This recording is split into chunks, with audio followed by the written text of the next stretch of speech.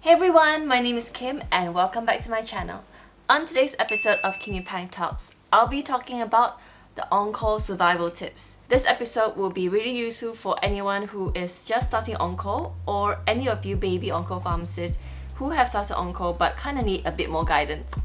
For any of you who are new to the channel, I would really appreciate an early thumbs up, and also do click the subscribe button below and turn on the bell button so you'll be the first to know when I upload a video onto my channel.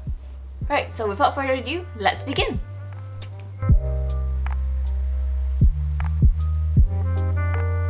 As on-call pharmacists, we answer urgent queries relating to medicines and also their administration. We give evidence-based advice to healthcare professionals like doctors, nurses, or even on-call pharmacists from other hospitals seeking for emergency supplies of medicines. It's generally an emergency service out of hours because we're trying to provide 24/7 care for patients.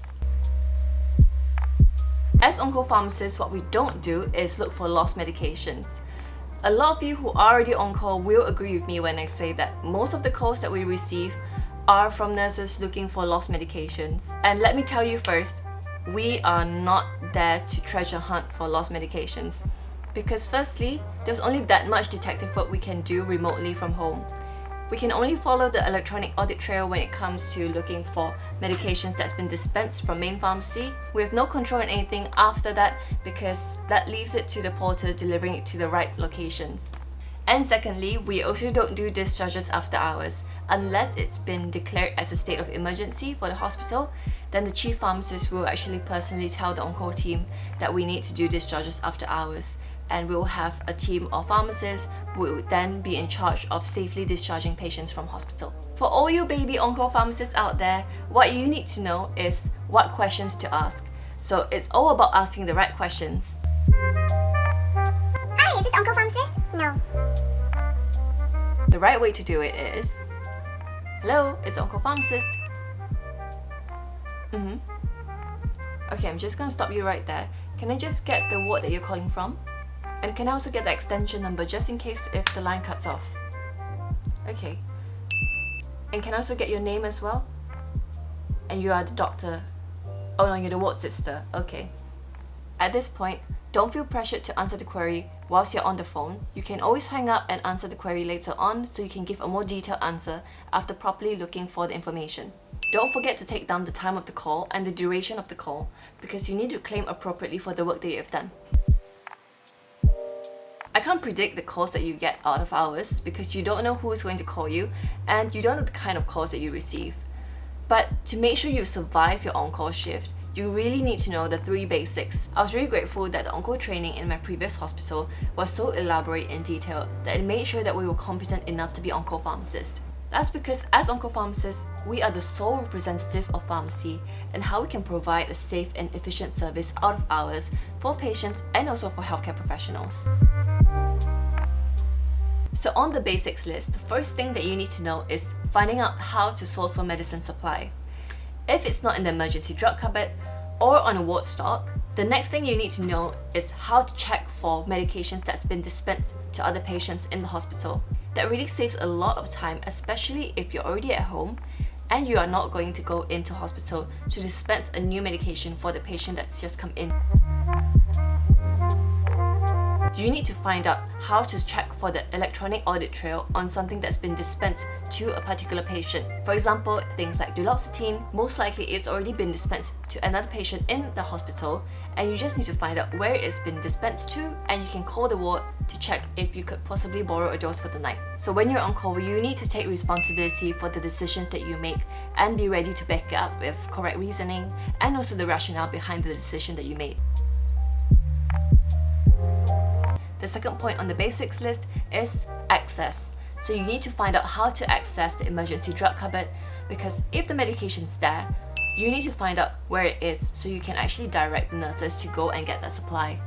If they don't know where the EDC is and you don't know where it is, how are you going to get the medications? And that's going to save you time as well because then you don't need to go into hospital to supply the medication that's already there. Access is also knowing how to access pharmacy in the very unlikely case that you need to go into hospital to dispense a medication that's only stored in pharmacy. You need to find out how to access pharmacy, where they keep the keys and what key number it is if there's a key number, And also make sure that you are on the authorized list of personnel to access the pharmacy keys. You really do not want to be stuck in the position where you've already made your way to hospital, but you can't actually get into pharmacy because you're not on the list of personnel to actually access pharmacy.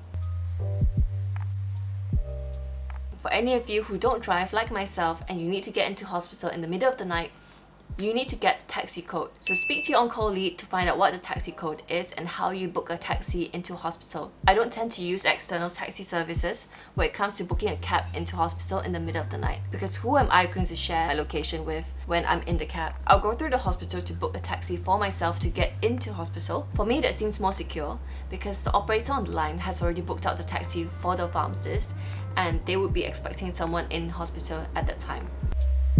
Some calls might seem really urgent, like it's an emergency and you need to get into hospital in the next 5 to 10 minutes. But that's not actually the case. You have time to safely get into hospital, so just make sure you prioritize your safety first. Third thing on the basics list is finding out how you get remote access for your mobile device or even for your laptop. Some hospitals which are still using paper drug charts have already converted to electronic dispensing systems. Because of that, as on-call pharmacists, it's made our lives so much easier because we are able to check remotely what's been dispensed out to patients and how we can provide supplies for further patients who require urgent medications. I still want my life to continue whilst I'm on call because in the evening I want to go to the gym and sometimes I still want to have dinner plans. So by being able to get remote access on my phone or on my laptop, it really helps answering the queries so much easier. The last thing to talk about is how I cope with late night calls or even early morning calls, because that's going to disrupt my sleep, and how do I even function on the wards the next day 9 to 5? The easy answer to the question is you need to communicate with your senior or your lead in that rotation. Everyone's human and everyone will be understanding in the situation that you've been in, because most of the time anyone who's your lead would have already been on call before, so they know what it's like. I'm going to end this video with hopefully some helpful resources that you can use when answering your weird and wonderful queries when you're on call. The Medusa IV Administration Guide is really helpful when it comes to nurses asking you about reconstitution, dilution, and the rates of administration. The Public Health England website is also a great resource that you can use when it comes to vaccinations and how you can source for the supply. Most of the time it will come from manufacturers, but they will have a list of things that you can find out on their website as well.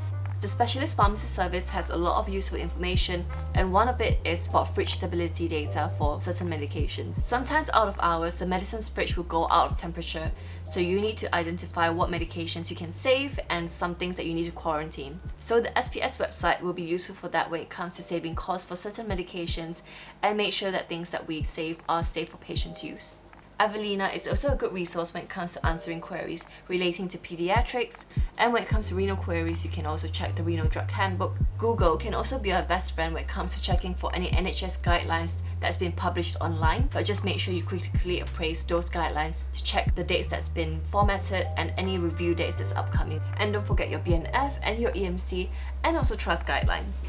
But I know sometimes you've exhausted all your resources and you still can't find the information that you want, and you don't feel comfortable with giving that advice to the healthcare professionals asking those queries. When it comes to any specialist queries from oncology, renal, or even pediatrics, sometimes you just have to make the phone call to the senior and specialist pharmacist in that rotation just to get that specialist input. We've come to the end of this video. I really hope that everything I've mentioned is helpful for anyone who's going to be on call, and for anyone who's already on call but kind of need more guidance. I hope that I've given you guys reassurance on what it's like being on call, and hopefully the resources would help as well when it comes to answering queries. But just don't worry about it, because we're not expected to know everything, just need to know how to look for the information. Do tell me what you think about this video in the section below, and for anything that I've missed out on calls, if you want me to talk about it in the next video, do let me know as well. So I think that's pretty much it, and I will see you guys next time. Bye!